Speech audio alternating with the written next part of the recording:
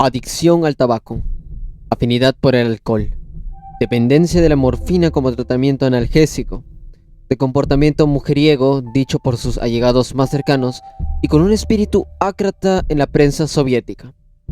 Estos eran los males que atormentaban la vida del octavo campeón del mundo, el mago de Rigas, Mikhail Tal. Por supuesto, todo ello derivó en una muerte temprana, a los 55 años.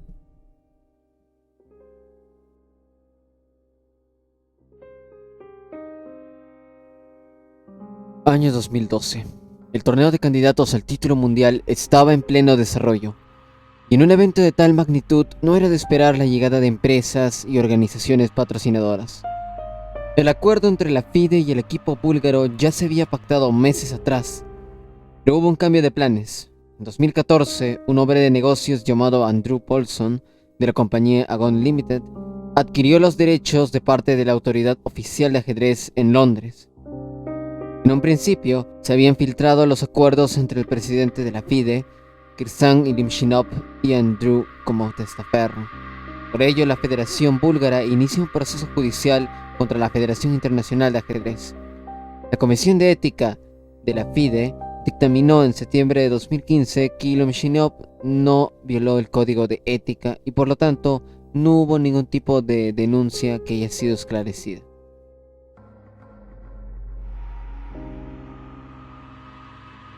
Sergei Karyakin es un prodigio no tan valorado como se creería. Un ajedrecista que con apenas 12 años y 7 meses obtuvo el título de Gran Maestro. Un joven que en el año 2016 se enfrentó a quien es para muchos el mejor jugador de todos los tiempos, Magnus Carlsen, en nada menos que el campeonato mundial, y que hubiese vuelto a repetirse el año pasado, 2022. Él era un candidato con altísimas expectativas por su desempeño, de no ser por circunstancias que se escapan del tablero. Karyakin nació en 1990, en Simferópol, península de Crimea, Ucrania. Quizá les suene este lugar debido a todos los problemas que están sucediendo en estos años. El tema es que Karyakin, a pesar de ser natural de Ucrania, quiso y obtuvo una nacionalidad rusa en 2009. No sería la primera vez que él expresa en sus redes sociales el patriotismo ruso por encima de su profesión deportiva. Él afirma que siempre defenderá a su patria. Por ende, comentarios que apoyan al conflicto bélico ruso-ucraniano ocasionó su suspensión por medio año. Aún permanecen hilos en Twitter donde Sergei expone la hipocresía de Vladimir Zelensky, criticándolo y publicando contenido fuerte, probablemente metrajes dentro del campo de batalla que fueron eliminados posteriormente. Otro caso parecido ocurre con Sergei Shipov. No obstante, sus comentarios fueron menos polémicos o poco relevantes.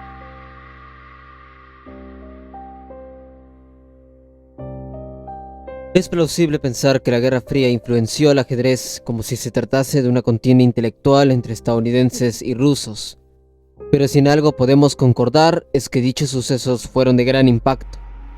Después de todo, este deporte fue, por un breve periodo, parte del aparataje e instrumento político que quizá, y solo quizás, nos llevó a la escala más competitiva del juego.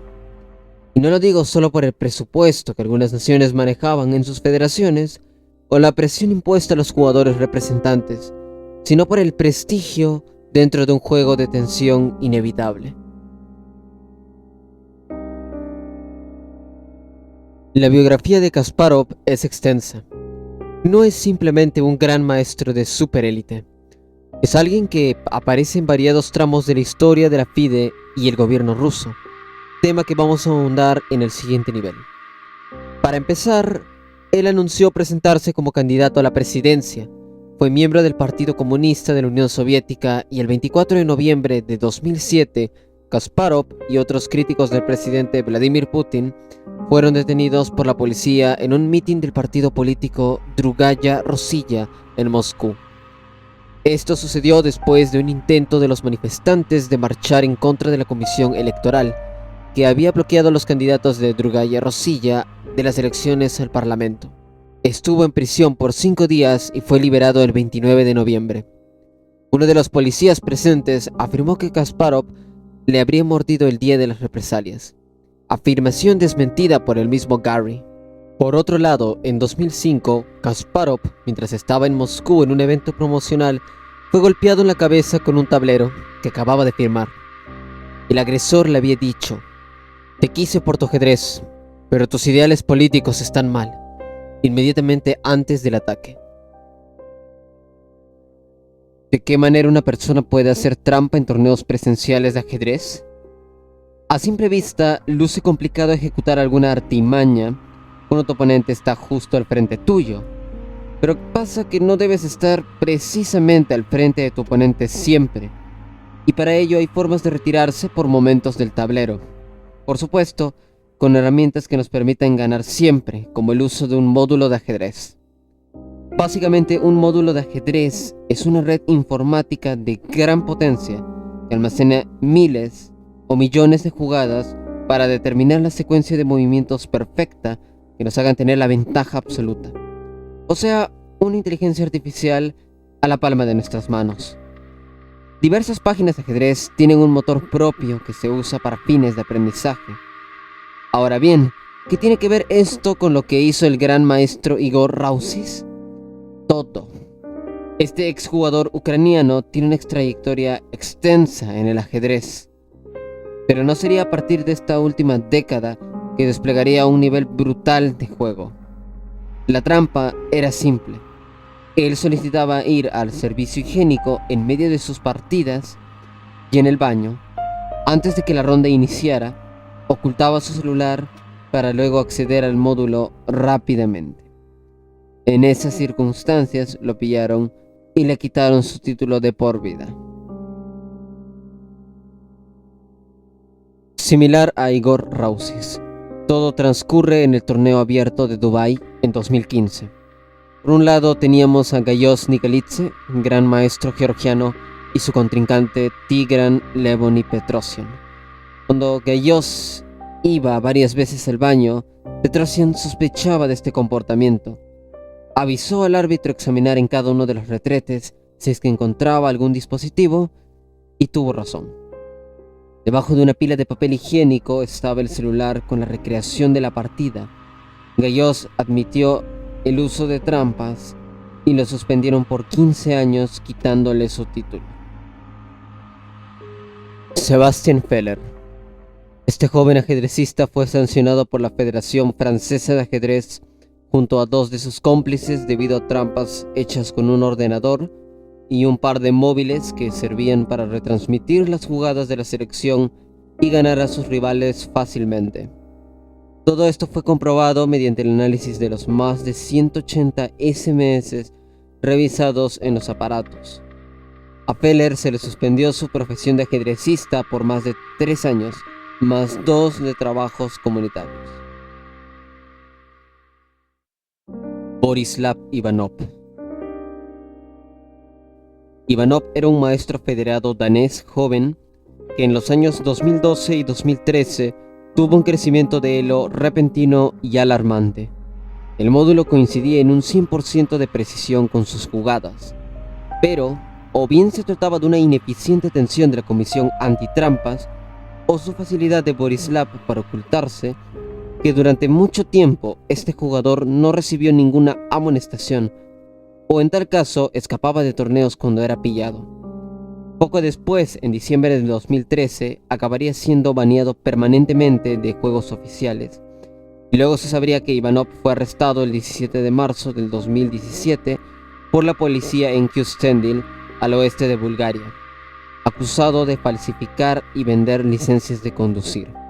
De acuerdo a Chess Doom, Ivanov se enfrenta a 8 años de prisión por producir falsos documentos, como también podría ser juzgado por otros cargos.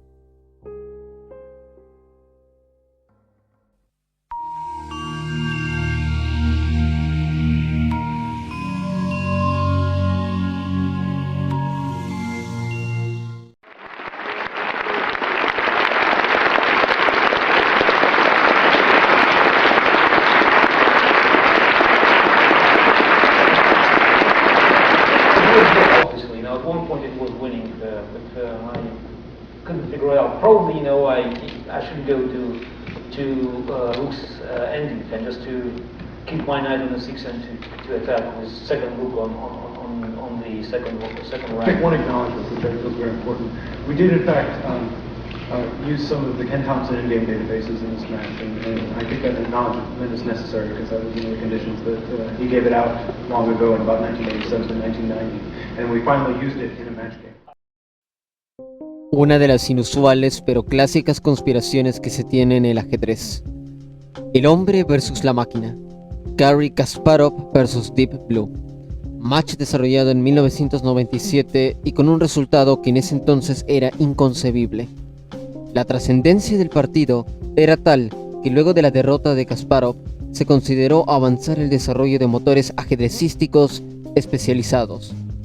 El ogro de Bakú, luego de la derrota, consideró que el equipo de IBM, la desarrolladora involucrada en el funcionamiento de Deep Blue, había hecho trampas. Sobre esto existen muchas conjeturas y teorías propuestas, como que el equipo de IBM tenía grandes maestros en su bando, y sobre todo porque algunas jugadas, una en específico, mostraba cierta sospecha y anormalidad como para ser jugado por una máquina, una genialidad que era difícil de mostrar por las inteligencias artificiales, por lo menos en ese momento, algo que hacía único al ser humano. Se decía que Anatoly Karpov estaba jugando desde una habitación externa al plantel central y de donde dirigía las movidas de Deep Blue, pero en realidad todo esto se trata más bien de un mito propiciado por el mismo Garry, ya que si recordamos, su rival más destacado fue justamente Karpov, y además Kasparov fue el que inició todas estas denuncias sin argumentos consistentes. Deep Blue tampoco era un ordenador sofisticado en comparación a las actuales que tenemos, y había líneas de movimientos para forzar tablas en situaciones donde supuestamente Garry las encontraba muy sospechosas.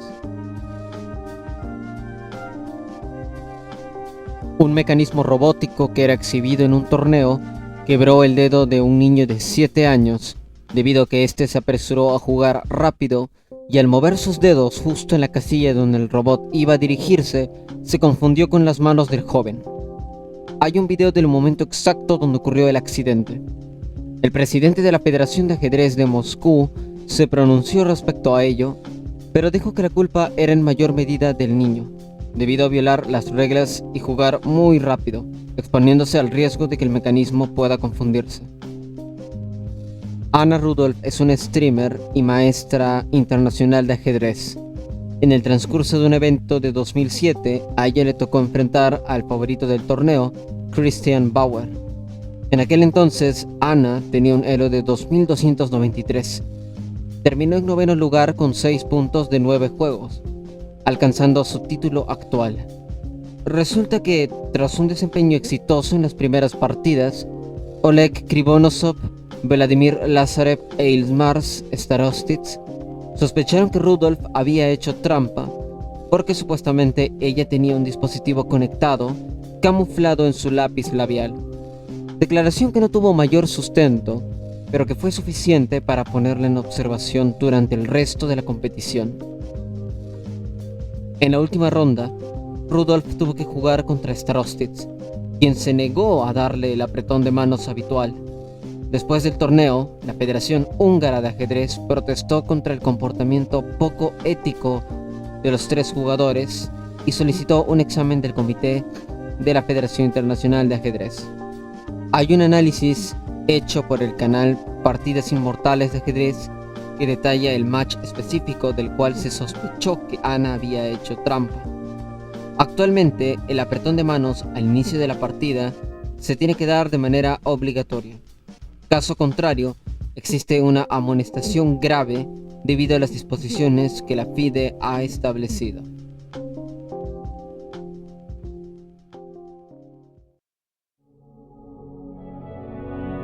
El ajedrez es un juego antirreligioso. Conduce al odio entre los jugadores. Impide asistir a las plegarias diarias. Incita a la usurería. Es adictiva y genera ludopatía. Es una manera de ganar dinero sin merecerlo. Estas son denominaciones del ajedrez que el líder musulmán Abdul Aziz dijo en un programa de televisión en enero de 2016, De hecho, no es la primera vez que alguna religión o nación se ha opuesto a la práctica del ajedrez. En el Islam se considera haram, es decir, en contra de las costumbres y cultura, el jugar ajedrez. La historia de las prohibiciones del ajedrez se remonta desde mucho antes. Por ejemplo, en el año 690 el ajedrez fue prohibido en Japón.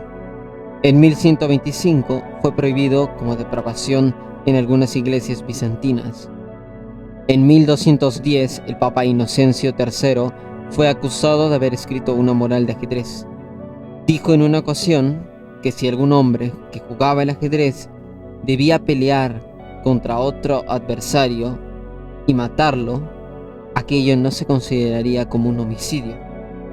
Y en el año 1215 el Ayuntamiento de Roma prohibió a los sacerdotes jugarlo.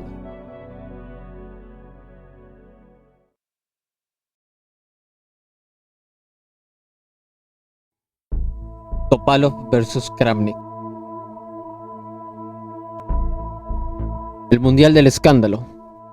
Así se le conoce al match por el título mundial del 2006 entre Vladimir Kramnik y Veselin Topalov. Todo sucede en la República de Kalmukia, en Rusia. El encuentro se decidió al mejor de 12 partidas, contando las victorias 1 punto, los empates medio punto y las derrotas 0 puntos.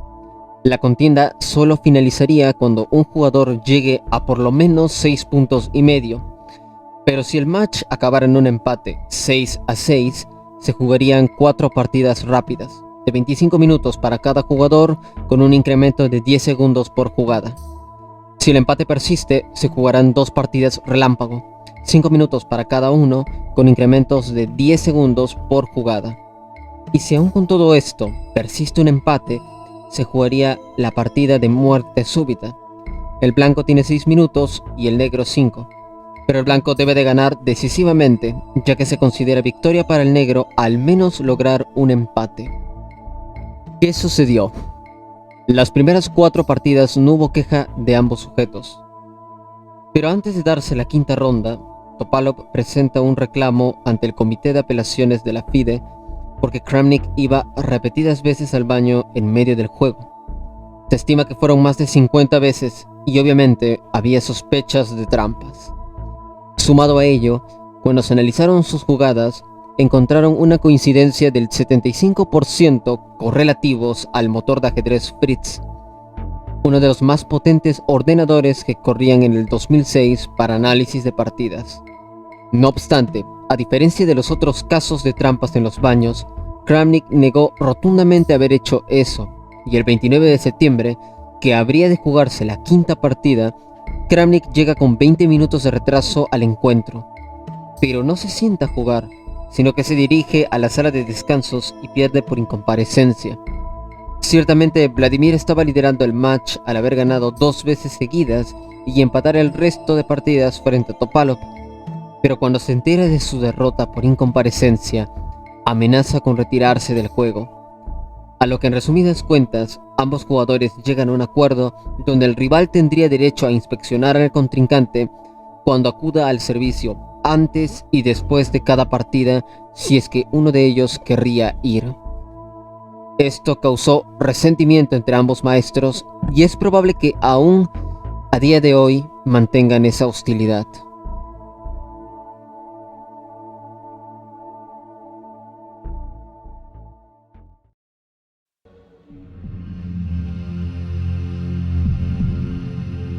Víctor Korchnoi nace en San Petersburgo, Rusia, hijo de inmigrantes polacos y ucranianos. Desde muy temprana edad manifestaba opiniones polémicas en contra del gobierno ruso, comentarios que solo empeoraron su relación con el Estado. En 1976, aprovechando que se realizaba un torneo en Ámsterdam, abandonó la Unión Soviética para refugiarse en Holanda y más adelante en Suiza, bandera bajo la que jugó durante el resto de su carrera. Su familia, sin embargo, permanecía en Moscú, donde quedaron recluidos y no podían salir del país. Korchnoi fue declarado enemigo de la patria y borraron su nombre en la lista de libros y revistas. además de manchar su imagen públicamente. Similar al caso de Taimanov, la disputa por el título mundial llegaría 2 años después, 1978. El altísimo nivel de Korchnoi le permitió competir contra el campeón mundial del momento, Anatoly Karpov. El encuentro tuvo lugar en Baguio, Filipinas, y estuvo rodeado de muchas circunstancias extrañas y ocultas. La delegación de ajedrez soviético tenía 18 agentes infiltrados de la agencia de espionaje ruso KGB. Los datos están especificados dentro del archivo Mitrogin, una recopilación de notas que detalla las operaciones del servicio de inteligencia ruso. Igor, el hijo de Korchnoi, fue detenido días antes del inicio del match por el título mundial. Víctor, aturdido y consternado por la noticia de su unigénito familia, habría sentido miedo de proseguir la contienda y se negó a jugar en la silla dispuesta por la organización, al punto que llevó la suya propia. Así que el equipo de Karpov exigió examinarla con rayos X como medida preventiva. A partir de la cuarta partida apareció en la sala de juego Vladimir Zukar, un parapsicólogo miembro de la KGB que miraba de forma muy intensa a Korchnoi.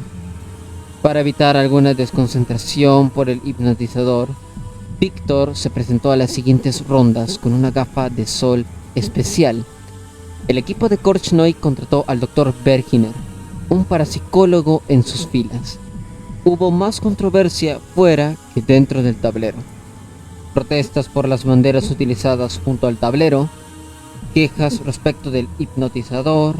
Cuando el equipo de Karpov le enviaba un yogur durante la partida, el equipo de Korchnoi protestaba alegando que podía tratarse de algún código o sospechas de drogas. Durante el primer match se cuenta que ambos jugadores se daban patadas por debajo de la mesa. En otra ocasión, el equipo de Korchnoi difundió la falsa noticia de que el padre de Karpov había fallecido. La intención era desestabilizar al campeón del mundo, ya que en aquella época las conexiones telefónicas entre países tan lejanos eran muy complicadas, por lo que comprobar si una noticia era real o no se convertía en una tarea casi imposible. Y por supuesto, ambos jugadores eran hostiles el uno con el otro. Karpov se negaba a estrecharle en las manos en ocasiones. Korchnoi perdió la contienda. Años después se replicaría este match, pero nuevamente perdió con un aplastante 6-2 de Karpov, conocido como la masacre de Merano. Definitivamente se trata de uno de los episodios más lamentables del mundo del ajedrez por pervertirse los valores del juego.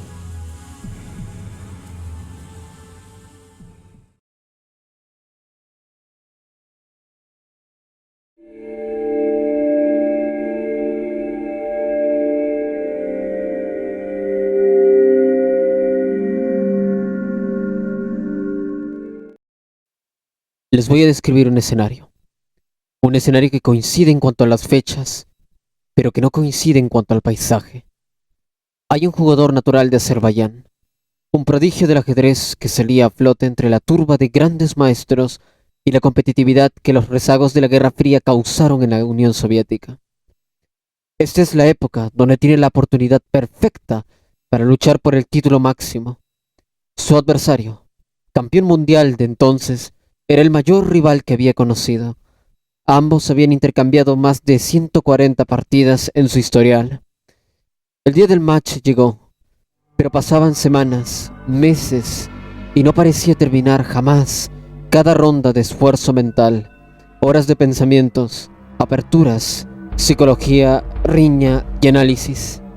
El descontento era notable y el esfuerzo descomunal.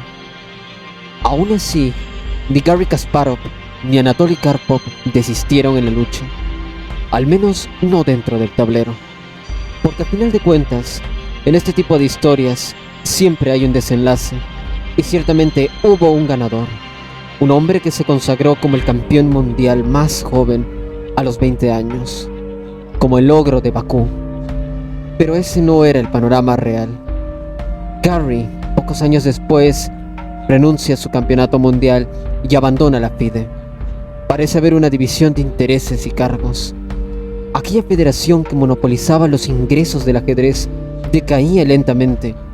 Un periodo inestable, la ausencia de prerrogativas necesarias para mantener la igualdad y los derechos de los maestros profesionales, así como la llegada de una nueva organización que presagia el fin del sistema que gobierna el ajedrez que conocemos. ¿Qué había pasado en tan poco tiempo para el estrellato de una rivalidad histórica? ¿Qué cosas ocurrían debajo de la palestra más grande del ingenio y estrategia?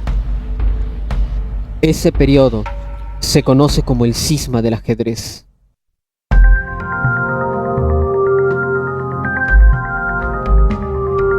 ...9 de febrero, año 1985.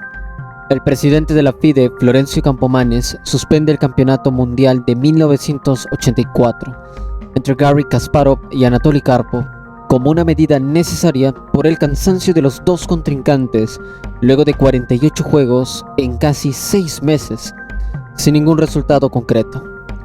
Desde luego, habría indicios para concluir que esta decisión fue producto de la presión soviética a fin de aventajar a Karpov.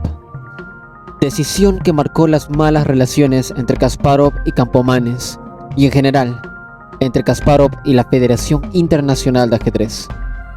Corrupción y clientelismo a la Federación Rusa son algunos de los problemas que el ogro de Bakú manifestaba públicamente y consideraba una seria amenaza al juego. Kasparov crea la Asociación de Grandes Maestros, GMA por sus siglas, en Dubái. Esta organización pretendía velar por los intereses de los grandes maestros y conseguir fondos para la organización de supertorneos, torneos y finalmente el campeonato del mundo. Garry asume la presidencia del GMA y esta operaba en paralelo con la FIDE sin restricción alguna, aunque salido de las medidas disciplinarias. Año 1987. La Asociación de Grandes Maestros alcanza su mayor pico de popularidad con el torneo de Copa Mundial, el Grand Prix, lo que desencadenó preocupación entre los directivos de la FIDE. Es lógico asumir que ahora había una competencia entre dos organizaciones por determinar cuál era el más rentable, cuál generaba más ganancias y cuál comandaba los torneos. En los posteriores años, la aparente ventaja del Grandmaster Association empezó a desaparecer. Y si bien es cierto que tenían representantes de renombre y altísimo nivel como Nigel Short, Karpov, quien además se volvió el vicepresidente de la organización, Alexander Beliavsky, Artur Yusupov, Boris Spassky, Mikhail Tal, Viktor Korchnoi, Robert Hübner y demás jugadores titulados, esto no solventaba lo predecible que se volvían las partidas, y casi siempre terminaban en un empate. Por si fuera poco, había un deficiente sistema de clasificación que obligaba a cada selección nacional contar con un máximo de 8 jugadores. Para contrarrestar las pérdidas de dinero y popularidad, se pensó en televisar los torneos rápidos, que eran una modalidad novedosa del GMA, pero el problema ahora era la infraestructura y los ambientes de juego. Los ataques y amenazas de Garry en las asambleas de la FIDE eran cada vez más contundentes y se pensó en darle una sanción, sobre todo por el boicot en el campeonato de Gijón. De los 45 primeros de la lista ELO, solo media docena estuvieron allí. El inversor y razón principal del GMA, el hombre de negocios Bessel Koch, renuncia a su cargo junto a Jan Timman. Y un año después, las cosas solo empeoraron más. El retiro de múltiples grandes maestros desvaneció la imagen y atractivo de la organización. Además, el perfil insurgente de Garry no beneficiaba los acuerdos entre largas horas caóticas de discusiones y conflictos, por lo que la FIDE, a medida que pasan los meses, llega a intervenir creando una comisión de expertos que evalúen las propuestas del GMA y reconozcan a la FIDE como el máximo directivo. Año 1991. Torneo de Linares, España. Kasparov anuncia que no se realizará la segunda Copa del Mundo porque no se les pagaban los $30,000 que exigía. O al menos eso dijo en principio, porque el estado demacrado de la organización y el riesgo de no cumplirse un evento de tal magnitud obligó a jugar de todas maneras. Otro punto a destacar es la disolución de la Unión de Repúblicas Socialistas Soviéticas ese mismo año, lo que ocasionó una masiva cantidad de torneos debido a la oleada de ajedrecistas que antes no podían viajar a Europa o Estados Unidos. Kasparov, por su parte, nunca más pisó la presidencia del GMA, desentendiéndose de ella. Septiembre de 1992. Folletos y periódicos anunciaban un encuentro mítico. La revancha más insólita que llegó a oídos de la gente. Bobby Fischer versus Boris Spassky. A la par, Kasparov, con el apoyo de Markus Kosonen, presidente de la Federación de Finlandia Central, anuncia una nueva asociación internacional, la Federación del Ajedrez, Chess Union International. La primera iniciativa es organizar un torneo previsto del 18 al 27 de septiembre. Todos los grandes maestros y maestros internacionales pueden unirse a la asociación pagando una cuota en la sede de Kasparov en Moscú. Febrero de 1993. A primera vista, la decisión presurosa de Kasparov podría considerarse como una traición al GMA. Korchnoi declaró que había que condenar a Gary por ser el responsable directo de la muerte de la organización. El 21 de febrero de 1993, Nigel Short presidió la asamblea de la GMA. El 25 renunció por teléfono y el día 26 se anunciaba el cisma. Vishwanathan Anand asumió la presidencia, pero sin mucho entusiasmo y sin hacer realmente algo por revitalizarla. Entre esas mismas fechas, Kasparov conoce al rival con el que tendrá que defender su título mundial y con ello vuelve a proponer y organizar un campeonato del mundo paralelo al de la Federación Internacional de Ajedrez. Poco se puede decir de su aceptación pública por los problemas y polémicas en la que se involucró el azerbaiyano. Se decía que cobraba sumas desorbitadas por dar simultáneas, hasta 10 veces más de lo que cobraban el resto de los jugadores. Habría creado escuelas de ajedrez que no visitaba, vetaba la participación de los jugadores que le parecían más molestosos, controlaba la participación de jugadores para asegurarse de su inscripción y, por si fuera poco, el 26 de febrero crea la ACP, Professional Chess Association, una asociación al que solo pertenecía Nigel Short y Kasparov esencialmente. La ACP anuncia que aceptarán la oferta del grupo Times Newspapers de 1,7 billones de libras para la organización del campeonato del mundo entre Nigel Short y Kasparov, insólito hecho que inmediatamente ocasionó la expulsión de ambos jugadores de la FIDE, terminando de consumar la inexistencia del GMA e iniciando una nueva etapa en el ajedrez, la época de los dos campeones mundiales.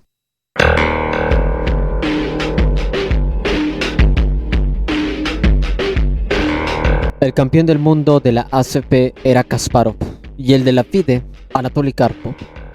Tener dos campeones mundiales era algo insólito, nunca antes visto y evidentemente causaba desconfianza, de manera que ambas organizaciones creaban torneos y eventos especiales cada cierto margen de tiempo.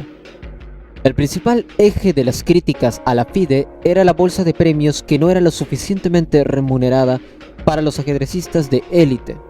De hecho, era exigua para los estándares de un jugador de alto nivel.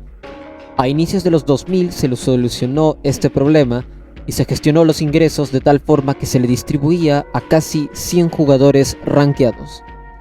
En 1998, el ACP pasa a denominarse como WCA, World Chess Council, Consejo Mundial de Ajedrez, aunque los propósitos seguían siendo los mismos: organizar el nuevo campeonato del mundo, establecer un nuevo ranking mundial con los primeros 500 jugadores, entre otros objetivos. Cuando Kasparov pierde su título mundial contra Vladimir Kramnik, el campeonato mundial empieza a devaluarse por la poca fama del jugador. Podemos concluir que el Consejo Mundial de Ajedrez había previsto las consecuencias de que una figura tan importante como Gary sea desplazado del campeonato y por ende deje de ser relevante en los próximos eventos de la WCA. De cualquier forma, el paso del World Chess Council duró muy poco y en mayo de 2002 se firmó el conocido Acuerdo de Praga, donde se llevaría a cabo la reunificación de los dos títulos mundiales y significaría la disolución de la ACP para siempre. De aquí en adelante, la FIDE vuelve a recuperar la figura directriz del ajedrez mundial. En definitiva, es un tema complejísimo y de ninguna forma esto es una investigación a fondo.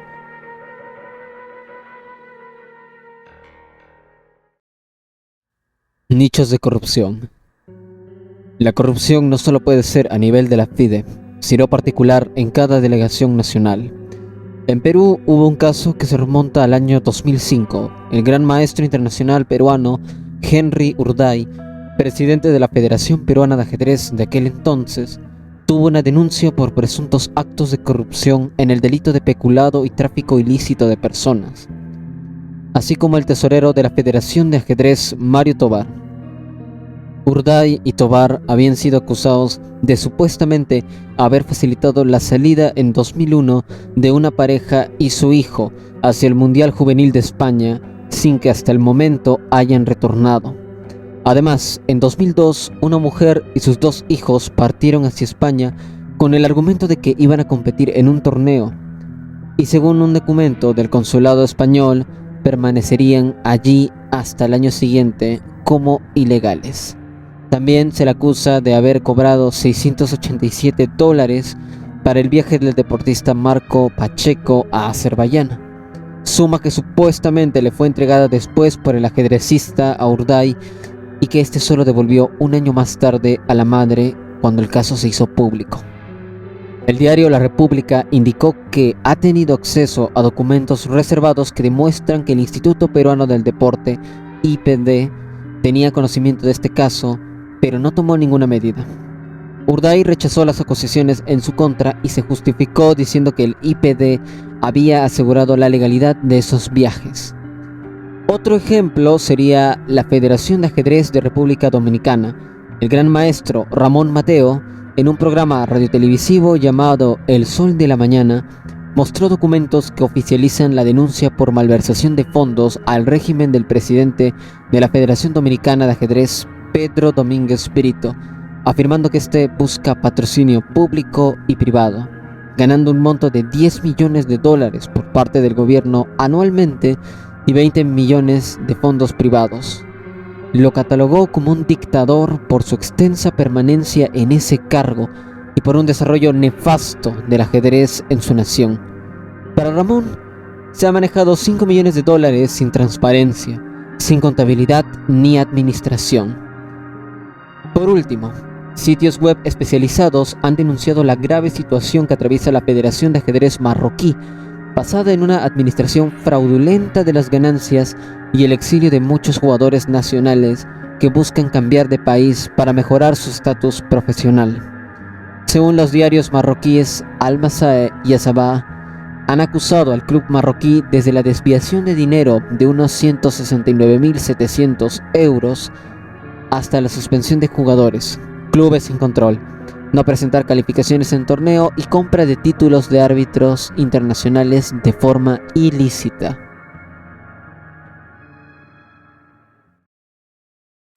I talked to you about the headlines that you have seen in the past about teenagers.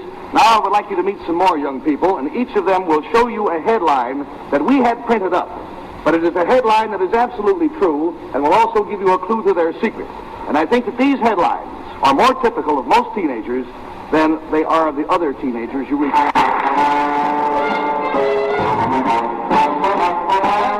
Good to see you. Nice to have you with us. Again, we're going to call this young gentleman Mr. X. Will you tell us how old you are and where you're from? I'm 15, I'm from Brooklyn. He is 15 years old and he is from Brooklyn. All right? Will you show your headline to camera 3 and to Dick Clark, because we'll make him go to work on you. It says, teenager strategy defeats all comers. This strategy, did it involve finances? No, Did you have any help? no. Did it all by yourself? Did it make people happy? Made me happy. That's a good start. Good start. Did what you do have its effect indoors? Yes. Did it have? All right, Dick, we've gone down the drain. This young man's name is Bobby Fischer. He is 15 years old. And listen to this. Already, he is the United States chess champion.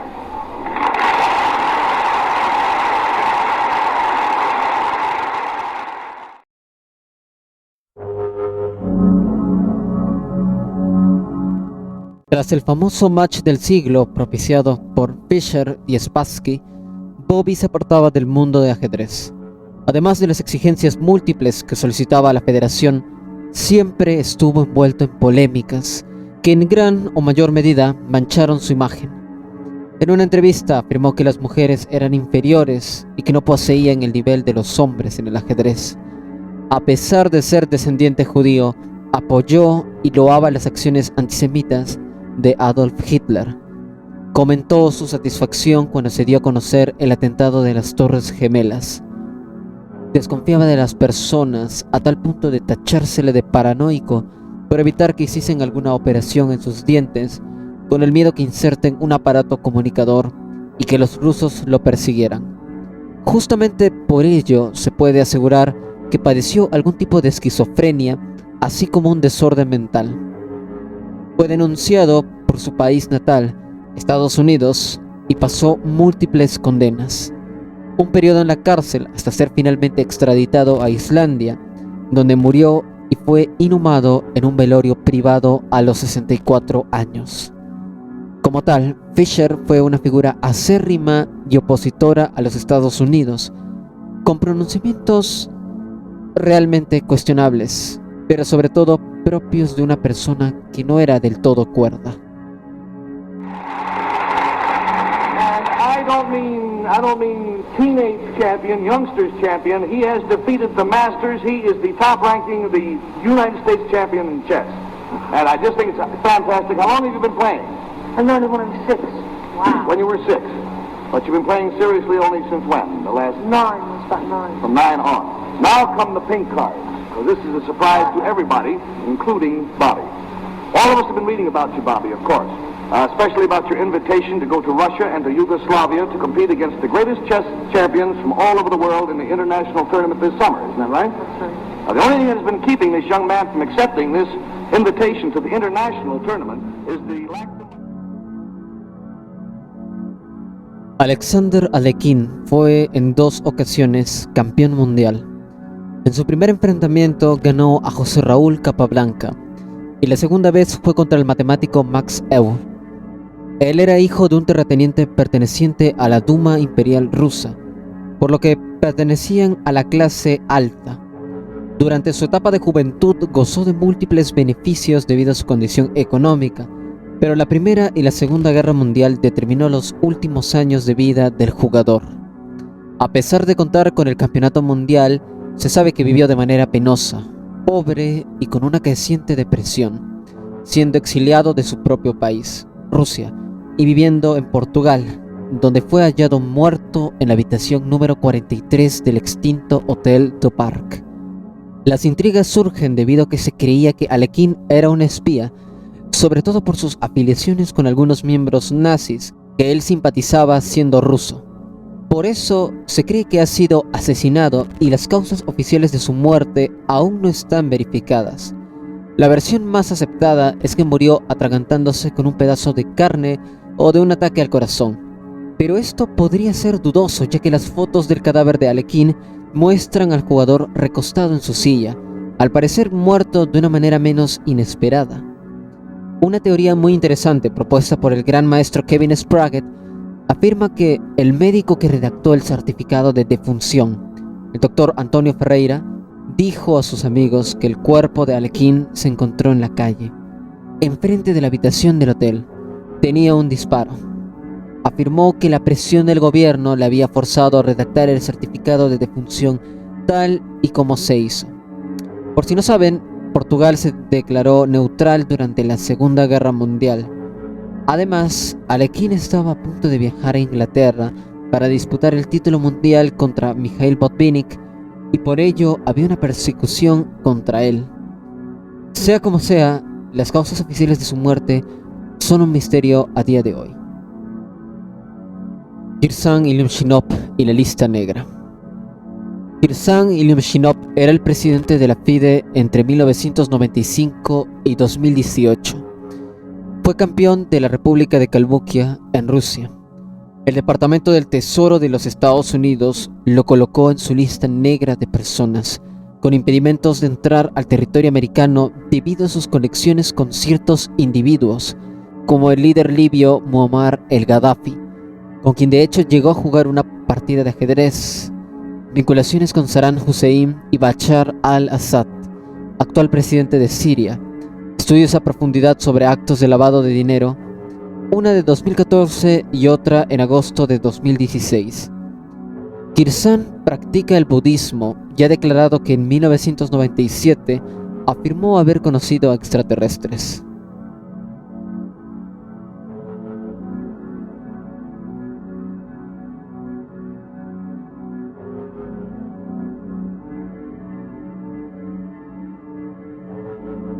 Presunto secuestro de Boris Spassky. En el año 2010, la leyenda ajedrecística Boris Spassky sufrió un derrame cerebral que le obligó a mantenerse en camilla y bajo tratamientos especiales que su familia dedicaba. Resulta que 2 años después, aún manteniéndose en una delicada situación, se fuga de París y huye a Moscú. Tanto su esposa, su hermana y su hijo denunciaron este suceso y asumieron que se trataba de un secuestro. Spassky dijo todo lo contrario. Se sentía incómodo, temeroso por su vida cuando permanecía en familia. Dijo que lo habían mantenido drogado y que el uso de las medicinas no lo ayudaban en nada. Se sentía preso. Para él, su familia lo había secuestrado. La desesperación de morir confinado en ese claustro y no pasar sus últimos días en Moscú era algo que no podía dejar suceder. Gracias a la ayuda de alguno de sus más íntimos amigos, es que pudo salir. Желание уже уехать, потому что период моего пребывания во Франции уже как-то изжил себя. Надо было зайти на новую ступень. Я бы не сказал, что я долго раздумал. Я понял, что настало время покидать, потому что возникла действительно серьезная опасность и для моего здоровья, и, как говорят врачи, для моей морали, то есть для моего боевого духа, шахматного. То, что кто-то хотел вашей смерти, это действительно так? Вполне возможно. Я оказался в изоляции. Возможно, что и по собственной вине тоже. Я мог быть, может быть, более активным. Те медикаменты, которые я использовал, перестали действовать положительно. И мне хотелось улучшить сам процесс восстановления. Мне очень не понравилась деятельность моей сестры Ираиды. Потому что она, как говорится, пошла туда, где она мало чего знает. И она как-то вклинилась, причем мне даже непонятны ее мотивы, что она хотела этим.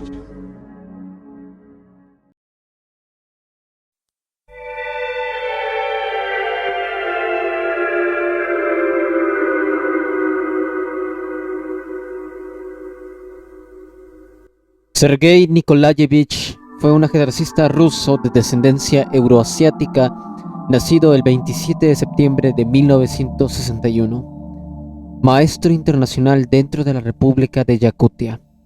Fue asesinado brutalmente con un bate de béisbol y un cuchillo en 2007 por una banda de neonazis moscovitas que promovían el odio racial y étnico. Los culpables del homicidio fueron jóvenes de 14 y 16 años que recibieron un plazo de 1 década de confinamiento en una colonia educativa.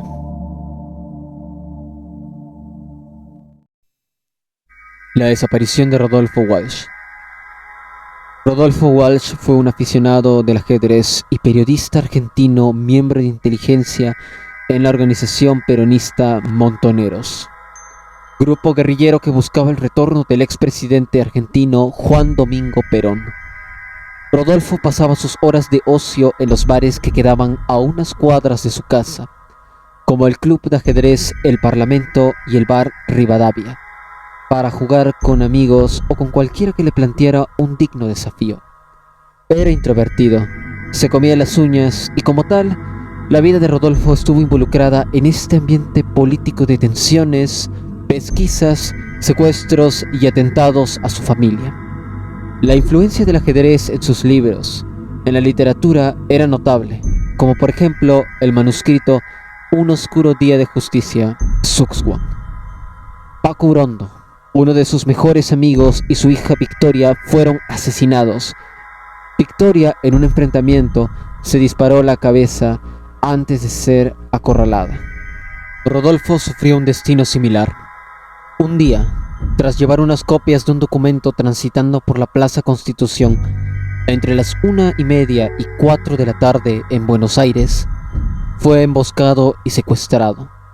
Él habría sido citado por un contacto en el cruce de dos avenidas, en el cual lo interceptaron. Sufrió varios impactos de balas en el tórax y perdió la vida. Su cadáver sigue desaparecido, aunque el caso ya fue judicialmente resuelto y los implicados han sido condenados.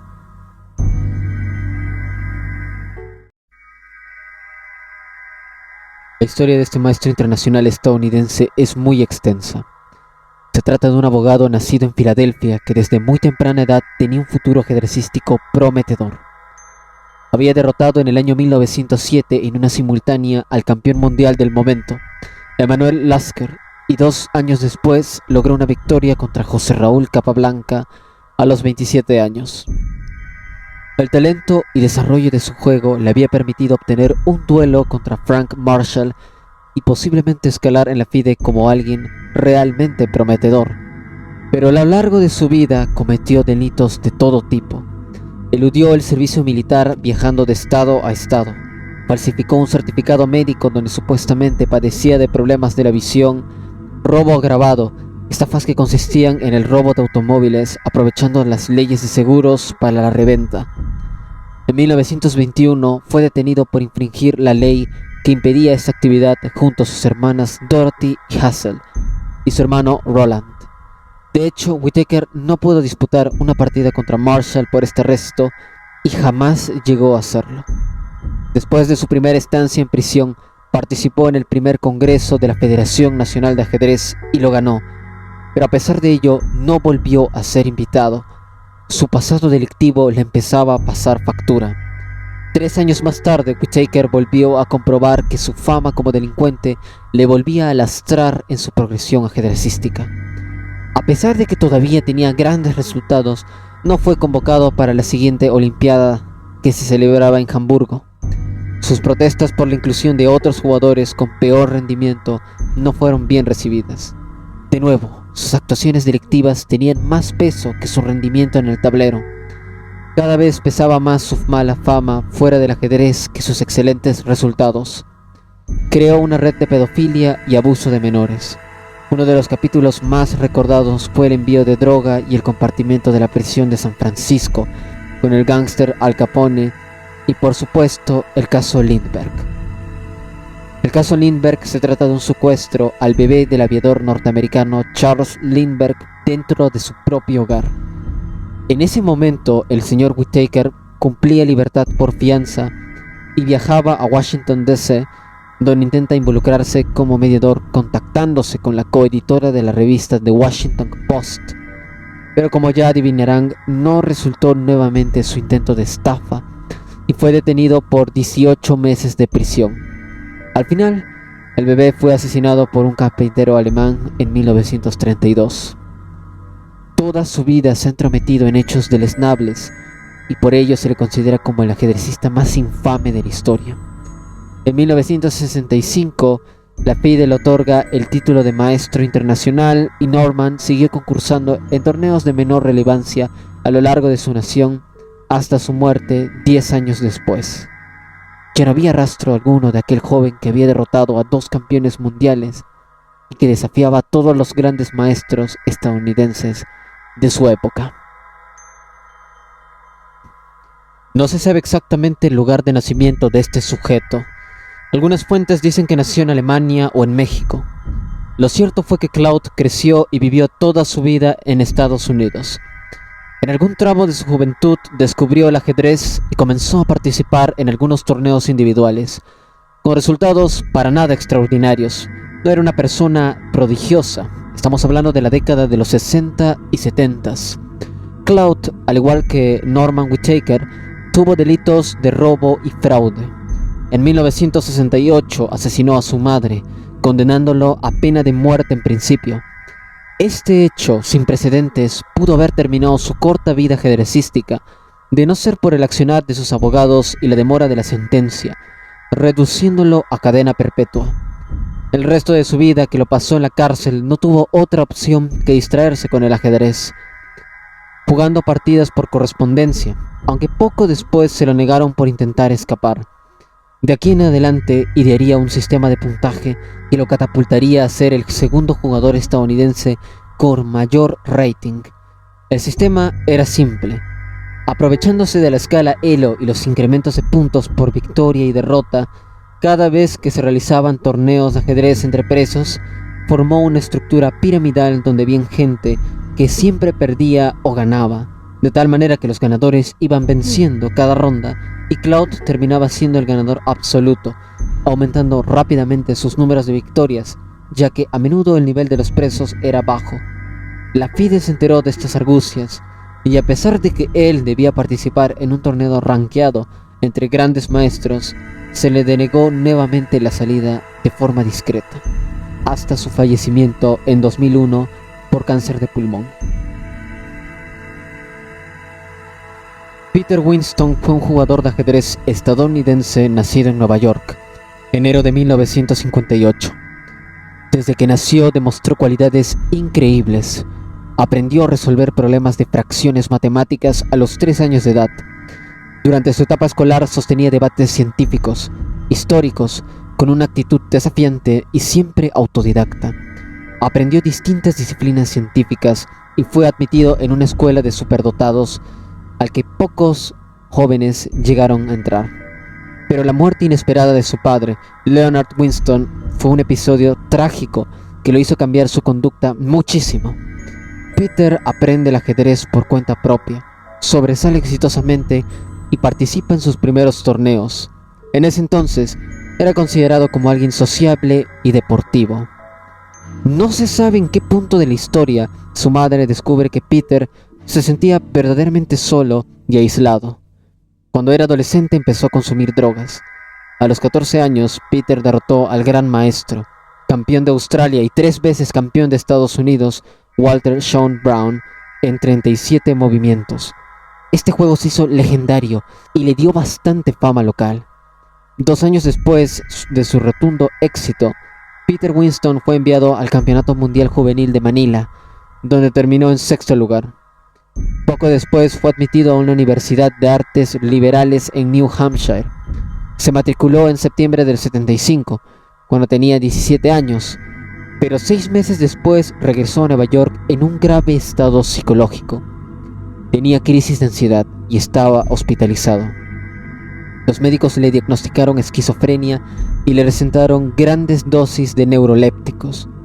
Posteriormente se revisó el diagnóstico y se dijo que tenía psicosis maníaco-depresiva, conocido como trastorno afectivo bipolar. De aquí en adelante las cosas se vuelven extrañas. Su rendimiento ajedrecístico decayó. En una ocasión perdió 9 partidas seguidos de un torneo regional. Llegaba desaliñado a las competencias. Sus ojos palpitaban rápidamente y lucía como alguien que no había dormido en días. Dejó de lado el ajedrez y se introdujo en juegos de apuestas y póker.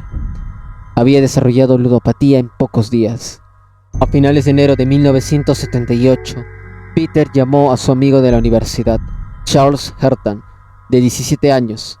Por teléfono le pidió a Charles que fuera a su casa inmediatamente. Charles llegó entre el 25 y el 1 de febrero. Según él, el pequeño piso de Manhattan en el que Peter vivía con un amigo estaba aún más desordenado que de costumbre ese día. Le dijo a Charles que iba a ir al hipódromo a ganar algo de dinero en el sorteo y le propuso a su amigo que le acompañara. Charles estuvo de acuerdo. Al llegar al hipódromo, al otro lado de la ciudad, Peter apostó durante 1 hora y siguió perdiendo. Después de la medianoche, Charles estaba cansado pero Peter se negaba a marcharse. Se enfadó ante las súplicas de su amigo y salió corriendo de repente, desapareciendo entre la multitud. Charles no pudo encontrarlo y regresó a casa solo. Cuando Peter se escapó, se dio cuenta de que no tenía suficiente dinero para el autobús de vuelta a casa. Así que llamó a un ajedrecista que conocía, John Fedorovich, y le preguntó si podía recogerlo. John contestó que no tenía coche ni carnet, y añadió que no lo recogería aunque pudiera conducir. Peter llamó entonces a su hermana mayor, Winston. Ella lo recogió y lo llevó a su casa por la noche. Su hermano estaba en un estado depresivo y le dijo que solo podría quedarse con ella si aceptaba ver a un médico. Por la mañana, Peter se escapó del piso y se dirigió a la casa de un amigo no documentado. En casa de su amigo, Winston comenta la extraña decisión de querer visitar a Walter Korn, autor del libro Modern Chess Opening. Acto seguido, se marcha para no regresar nunca más. Coincidentemente, días después se había desatado una gran tormenta de nieve en el que muchas personas, sobre todo indigentes y vagabundos, murieron o están desaparecidos. Algunos creen que en estas circunstancias falleció, otros creen que se suicidó.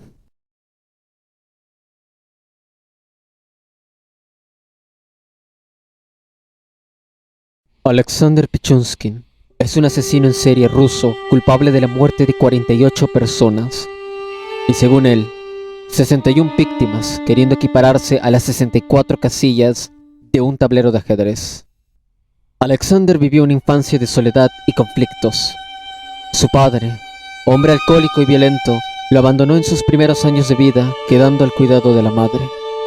La carencia de una figura paterna le hizo establecer un vínculo afectivo muy especial con su abuelo, con el que pasaba largas horas jugando al ajedrez.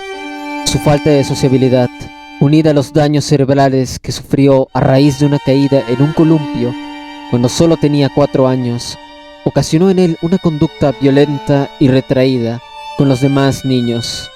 Él amaba a los animales. Cuando falleció su gato, el joven Alexander no podía dejar de llorar por la pérdida de su mascota. Añoraba las tardes que concurría en el parque Vitsevsky con su abuelo. Ese era el lugar favorito y especial donde convergen los pocos momentos alegres y positivos que recuerda. El día que su abuelo fallece, Pichunskin se queda en estado de shock. Eso es lo que interpreta la madre. Se sentía vacío y deprimido. Por ello la familia decidió adoptar un perro. Pero a este punto, Alexander padecía de problemas mentales. Los amigos más cercanos no lo notaban porque él era, de cara al público, alguien amable y sensible. Seguía visitando el parque Vitsevsky, aunque eventualmente fue este el sitio que usaba para refugiarse en el alcohol. Cuando cumple 18, se enamora de Olga Mapcheva, adolescente de 17 años que vivía en su barrio. Tras varios encuentros y problemas, ella dejó de llamarle para comenzar a salir con otro compañero de clase, Sergei Kosirev. Esto enfadó de sobremanera a Pichunskin, hasta el punto de desembocar en su primer asesinato. Todo empezó con una discusión acalorada en la casa de Sergei. La ira acumulada invadía su mente. Lo lanzó de la ventana. Cuando la policía llegó al lugar, determinaron que se había tratado de un suicidio. Además, el testimonio de Pichunskin lo descartaba como sospechoso, así que no continuaron con la investigación. Sin embargo, años después, y tras ser arrestado, el joven recordó aquel momento y dijo: fue como el primer amor, inolvidable. Alexander idolatraba al asesino Andrei Chikatilo y quería superar el número de muertes que ocasionó, 52 personas. Se sentía atraído por los criminales, por las pasiones sangrientas. Una de las víctimas se trataría de un compañero estudiantil y no quería participar en sus asesinatos. Lo empujó de una alcantarilla para que se ahogara allí dentro. Y el fatídico día que murió su perro, su vida cambió abruptamente. Si bien era cierto que Alexander ya era un criminal peligroso, este fue el punto de inflexión para comenzar a cometer crimen tras crimen en un lapso de corto tiempo. Durante el día, Pichunskin llevaba una vida de lo más rutinaria. Trabajaba como reponedor en un supermercado. Seguía jugando al ajedrez y a veces terminaba su jornada paseando por Vitsevsky. Las gélidas y silenciosas noches de Moscú eran testigos de los actos más salvajes que realizaba. La forma de escoger a sus víctimas era siniestra. Primero los observaba de lejos y cuando creía conveniente iba acercándose poco a poco. Cambiaba de actitud, de postura, mostraba inseguridad. Lentamente se volvía alguien triste y afligido por la muerte de su mascota. Siempre se presentaba invitando una botella de vodka o cerveza. No podemos decir que Alexander fingía llorar, porque era cierto que su perro había muerto. Sin embargo, era capaz de recrear dicho sentimiento y convencer a las personas que estaba de luto que lo acompañasen hasta la tumba del animal y ahí matarlos despiadadamente. Las víctimas casi siempre eran indigentes, borrachos, niños, mujeres, personas indefensas y vulnerables. En el instante que menos se lo esperan, Pichunskin saca un martillo e impacta contra el cráneo de los acompañantes. A veces es tan fuerte el golpe que perfora la cabeza y suena el crujir del hueso. La muerte es casi inmediata y los últimos momentos de agonía perfilan ante los ojos de Alexander, invadido por la excitación y los orgasmos de tan solo estar en esa escena macabra. Cuando el placer se desvanece, entierra el cadáver, regresa a su hogar y encima de la mesa yace el recuerdo vivo de su infancia, el tablero de ajedrez de su abuelo. Saca una moneda de su bolsillo y lo coloca en uno de los casilleros vacíos. No le faltan muchos escaques para poder completar este juego demencial. El 16 de junio de 2006 fue detenido en su hogar después de que la policía encontrase su número telefónico en el contestador de la casa de una chica desaparecida. Alexander no puso resistencia. De hecho, confesó todos los crímenes. Los agentes vieron un tablero que tenía 61 casillas completas con monedas. El 10 de septiembre comenzó el juicio. Pichunskin fue condenado a cadena perpetua por el asesinato de 48 personas y 3 tentativas de homicidio, recluido de por vida en prisión y sin ningún remordimiento hasta el día de hoy. Una vida sin homicidios para mí es como una vida sin alimentos para ustedes. Salvaron la vida de muchas personas al atraparme, porque nunca me habría detenido, nunca.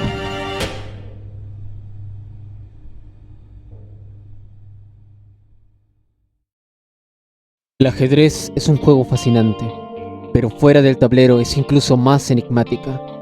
No hay manera en que las decisiones humanas y la repercusión histórica no haya inmortalizado este deporte, otorgándole el estatus de una disciplina con un legado que quedará marcado por tragedias, misterios y la estrategia en su máximo esplendor.